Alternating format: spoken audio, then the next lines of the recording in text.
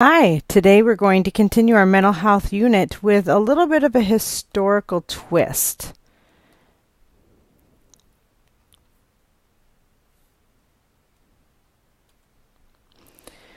So, in staying with our mental health topic, this is going to be a lesson about mental health from a historical perspective about the causes, symptoms, and treatments.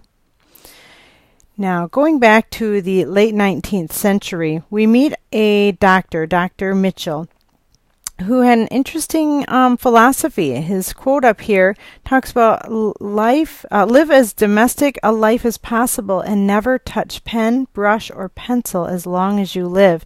This is a quote that he intended for women back in this era.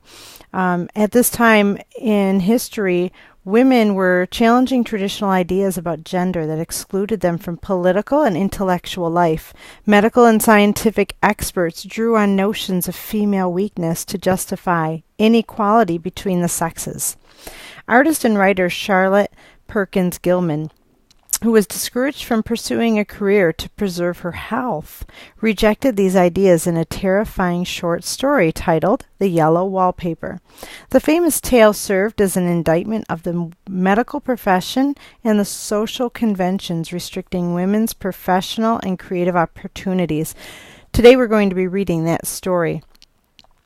Again, the story is where Charlotte rejects Mitchell's prescription to give up all her intellectual pursuits and instead picked up her pen and wrote. First published in 1892, her story about a young woman driven mad by the rest cure has been reprinted many times, is now considered a classic of feminist literature.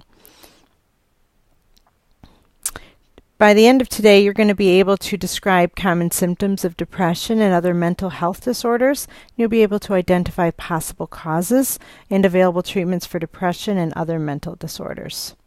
So how are you going to do that? Today's tasks. The first step, you're going to read the short story. You will all have access to this presentation, and you'll just click here on this link to get to the story. I also have an audio version. It is approximately 37 minutes of reading. So I do have that read here for you. If you'd like to iChat me a request, I'll transfer that file to you. Now, while you read, this is important, hence the very large words, you need to annotate your article. You all know that that means you need to consider your inner reading voice, and while you are reading, you need to look for causes of this main character's mental illness, and you're going to circle any causes that you come across. You're also going to tap into her treatments and underline those. And finally, any symptoms of her illness. Some of these are going to be spelled right out in the story. They'll tell you, for instance, that she's seeing things, so you could say that she's hallucinating. Other times you might have to infer what she means from her writing. So you're going to highlight those symptoms. Here's an example of what that might look like. On my page here, I took a screenshot of page 648. It's approximately a 10-page article. And I underlined, I take phosphates or phosphites, whichever it is, and tonics and journeys and air and exercise. They considered air a treatment for her illness. They also considered work to be one of the causes of her illness.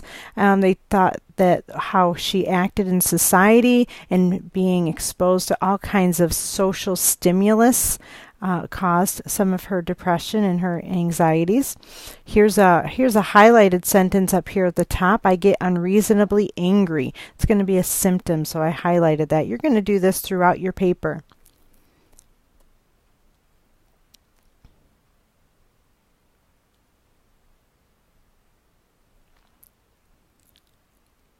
What?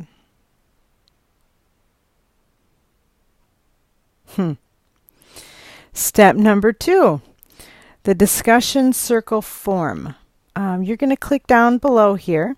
After you're all done reading and annotating, you're going to find a form with a chart on it, and in groups of 2 or 3, you're going to fill in the chart. So all 2 or 3 of you will bring together your annotated stories, and you're going to fill in the chart from the information on them. Those you will need to turn in to Edmodo for a grade. Step 3. Now, granted, that is going to take you the majority of the hour, but if you get done a little bit early, this is something that we have been working on for over a week now. You've been given a few minutes at the end of each class period, so I want you to consider your health class dictionary. Look at the terms that you've already defined and consider what you need left to do. All of these terms need to be defined by the end of our unit.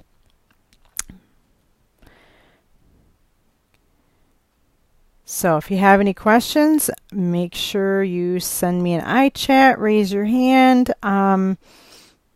Let's get them answered and let's get the assignment done. Thank you, everybody.